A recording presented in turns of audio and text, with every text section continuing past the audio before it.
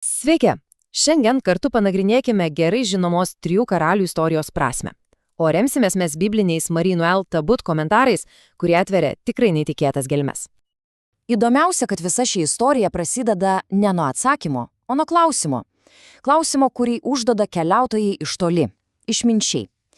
Jų kelionė tai ne šiaip savo išvyka, tai visuotinė universali prasmės paieška. Kasgi juos paskatino leistis į kelią? Na, žinoma, žvaigždė. Bet tai nebuvo tik dangaus šviesulys. Tai buvo idėja, giliai įsišakninusi senovinėje pranašystėje, kad ypatingas dangiškas ženklas paskelbs apie naujo didžio karalieniaus atėjimą. Štai ta senoji Biliamo pranašystė. Dėl jos daugelis tikėjo, kad Mesijo karaliavimo pradžia būtinai paženklins naujos žvaigždės pasirodymas. Suprantama, kodėl į tokį įvykį buvo žiūrima su didžiausiu rimtumu. Gerai, bet kad suprastume, kokią milžinišką viltį nešė ta žvaigždė, pirmiausia, turime pabandyti įsivaizduoti tamsą, kurią jį praskrodė. Tad kokiame pasaulyje gyveno žmonės, laukia šio karaliaus? Pasigilinkime. Čia mums labai padeda pranašo Izaijo knygos komentaras. Jis piešia vaizdą, išties niūro. Tai buvo gilaus visą tautą apėmusio nusivylimo laikotarpis. Įsivaizduokime situaciją. Praėjo dešimtmečiai po grįžimo iš ilgos, net 50 metų trukusios tremties Babilone. Atrodytų, turėjo ateiti džiaugsmas, atgimimas, bet ne. Laukta laimė taip ir neatėjo. Priešingai, visuomenė buvo palūžusi ir susiskaldžiusi. To susiskaldimo priežasčių buvo daugybė. Grįžusieji iš tremties konfliktavo su tais, kurie buvo pasilikę. Kilo nesibaigiantys ginčiai dėl žemės, dėl nuosavybės, o kur dar svetimšalių įtaka, nauji papročiai, kitos religijos. Netgi švenčiausias dalykas šventyklos atstatymas įstrigo ir tapo nesantaikos židinių. Tvyrojo, visiška neviltis. Ir štai į visą šią tamsą ateina pranašas Izajas. Jis prabyla apie skaisčią, akinančią šviesą. Jo misija priminti žmonėms apie jų tikslą, apie dievišką jį pažadą. Jis sako, kad Jeruzalė tai ne kokia žlugusi valstybė, ne, tai Dievo išrinktas miestas, kuris turi tapti šviesa visoms, absoliučiai visoms tautoms. Taigi, viltis yra, bet į ką konkrečiai ji buvo sutelkta?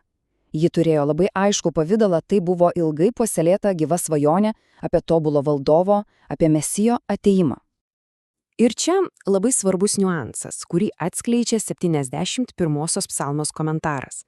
Žinote, ta visuotinė žmonijos svajonė apie pasaulį, kuriame būtų taika ir teisingumas, Izraelio tautai tai buvo kur kas daugiau nei svajonė. Tai buvo konkretus, garantuotas Dievo pažadas. Ir tas pažadas nebuvo naujas. Jis buvo duotas pačiam karaliui Davidui, pagalvokime, beveik 1000 metų iki Jėzaus gimimo, ir per visus tuos šimtmečius, per visus sunkumus, jis buvo kartojamas ir branginamas kaip didžiausias turtas. Vadinasi, tai nebuvo šiaip sau viltis, suprantate? Tai buvo tikrumas. Giliai įsišakanėjęs įsitikinimas, kad istorija juda viena kryptimi, kad ji turi prasmę ir tikslą, kurį veda geranoriškas Dievo planas. Bet tikroji to dieviškojo plano prigimtis slėpė kai ką absoliučiai stulbinančio. Kažką, ką šventasis Paulius vėliau pavadins paslaptimi. Ir čia sustokime, nes žodis paslaptis gali klaidinti. Kai Paulius jį vartoja, jis neturi omeny kažko, ką Dievas slepia nuo mūsų. Visai ne. Jam paslaptis taip pat Dievo artumas, Dievo vidinis gyvenimas, į kurį mes visi esame kviečiami. Tai ne mįslė, kurią reikia įminti, o santykis, į kurį reikia įžengti. O kokiegi ta didžioji paslaptis? Štai citata iš laiško Efeziečiams, kuri viską sudėlioja į vietas. Pasirodo, kad visos tautos, visos be išimties, yra pakviestos į tą patį paveldą, yra to pačios kūno dalis ir dalyjasi lygiai tuo pačiu pažadu. Tai tiesiog neįtikėtina.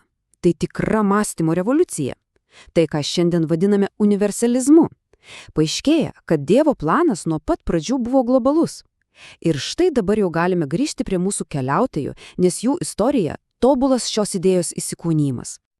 Dabar, kai jau suprantame šią didžiąją paslaptį, išminčių istorija nušvinta visai kitomis spalvomis. Ji tampa galinga iliustracija. Kaip tas universalus Dievo planas veikia praktiškai?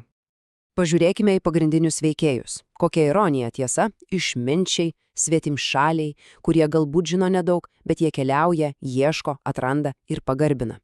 O tuo tarpu vietiniai rašto žinovai, kurie pranašystės moka atmintinai, nedaro visiškai nieko. Apie Erodą net nekalbu. Jis veikia, bet tik tam, kad pakenktų. Būtent išminčiai, tie pašaliečiai, tampa pirmaisiais, kurie prima pažadą. Jie mums labai aiškiai parodo, kad kvietimas yra skirtas visiems, be jokių išlygų. Kad kelias į dieviškumą yra atviras kiekvienam, kas nuoširdžiai ieško, nesvarbu, iš kuris bebūtų. Ir štai čia prieiname prie pabaigos, prie klausimo, kurį mums visiems palieka šaltinio autorė. Galbūt šiandienos pasaulyje daugelis danguje žvaigždės nebepamatys, bet jiems reikės liudytojų. Tad kas yra tie liudytojai šiandien? Kas dabar neša tą šviesą? Apie tai ir verta pamastyti.